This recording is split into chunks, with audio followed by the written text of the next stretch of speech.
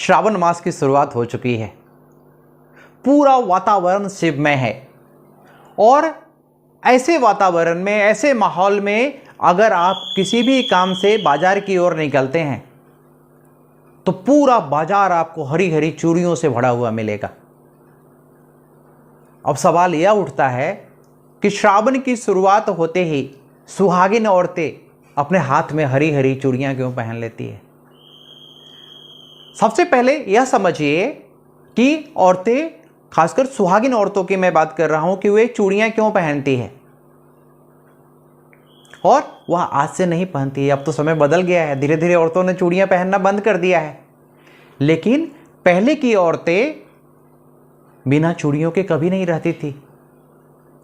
और अगर आपने किसी देवी की प्रतिमा देखी है तो वहां पे भी उनके हाथ में चूड़ियां हमेशा होती है। जब आप देवी मां का श्रृंगार करने के लिए जाते हैं, हम बोलते हैं 16 श्रृंगार करने के लिए जा रहे हैं, तो उस 16 श्रृंगार में एक चूड़ी भी होती है।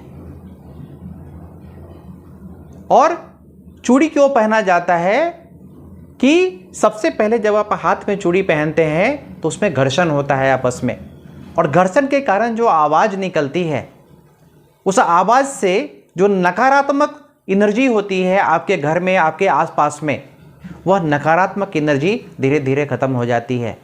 जैसे कहते हैं कि पैर में जब औरतें पायल पहनती है या बच्चे जब और लड़कियां जब पायल पहनती है तो उसकी रुनझुन की जो आवाज़ होती है उससे लक्ष्मी खिंची हुई आती है। वैसे ही चूड़ियों के पीछे है, नकारात्मक ऊर्जा पूरी की पूरी खत्म हो जाती है। दूसरा कि जब औरतें काम करती है तो चूंकि वो किचन में और बाकी जगह पे मोस्ट ऑफ द टाइम में वो लगी हुई रहती है, तो चूड़ियाँ आगे पीछे होती है और इसलिए आपके हाथ के इस पोर्शन पे घर्षण होता है। और जब घर्षण होता है तो उससे उनको शरीर में एनर्जी आती है, स्फूर्ति आती है और थकान फीलिंग नहीं होता है। और यही कारण है कि एक औरत जो सुबह आपसे पहले जगती है, दिन भर का घर का काम करती है, आज के डेट में वो ऑफिस भी जाती है, ऑफिस से काम करने के बाद में घर का भी काम करती है और उसके बाद में भी घर का सबसे आखिरी मेंबर होती है जो सोने के लिए जाती है, जब पूरा उसको लग जाता है कि अब मेरा घर पूरा व्यवस्थित हो चुका है। इसके अलावा जो कलाई का पोर्शन होता है, जो ऊपर का करीब 6 सेंटीमीटर का पोर्शन है, ये एक्यूप्रेशर पॉइंट होता है। जब चूड़ियाँ लटकती है तो यहाँ पे बार बार एक्यूप्रेशर का इफेक्ट आता है, जिससे उनका जो दिमाग होता है उसमें पूरी की पूरी सकारात्मक ऊर्जा होती है, पॉजिटिविटी होती है। और यही कारण है कि कहा जाता है कि औरतें जो होती हैं ना, उनको अंदर में कितना भी टेंशन हो वो दिखाती बहुत कम है, वो बर्दाश्त बहुत ज़्यादा कुछ कर लेती है। अब सवाल यह उठता है कि जब चूड़ियाँ ही पहनने का है तो श्रावण में हरी चूड़ियाँ ही क्यों?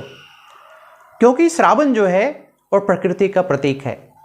बारिश का महीना होता है, पूरे पेड़ पौधे घास आप जिधर भी नजर डालेंगे हरा ही हरा दिखता है।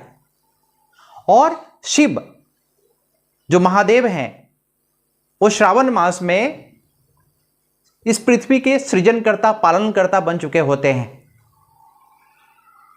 तो और उनको प्रकृति से बहुत ज़्यादा लगाव है, क्योंकि जब भी आप शिव की पूजा करते हैं तो हरी हरी चीज़ें जैसे कि बेलपत्र हुआ, धतूरा हुआ, भांग हुआ, ये सारी चीज़ें आप उनको चढ़ाते हैं।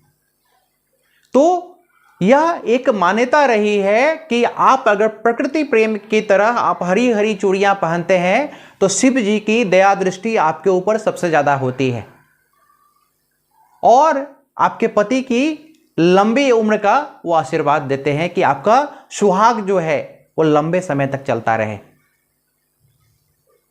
और यही कारण है कि श्रावण मास आते ही हर औरतें कोशिश करती है कि मेरे हाथ में हरी चूड़ियां हो। कुछ लोग हरे कपड़े भी पहनते हैं। ये शिव का प्रेम है, प्रकृति प्रेम है। मुझे उम्मीद है कि मेरा यह टॉपिक आपको अच्छा लगा होगा। मैं हूं संजीव शाही, एक मोटिवेशनल स्पीकर। कृपया आप मेरे वीडियो को सब्सक्राइब करें,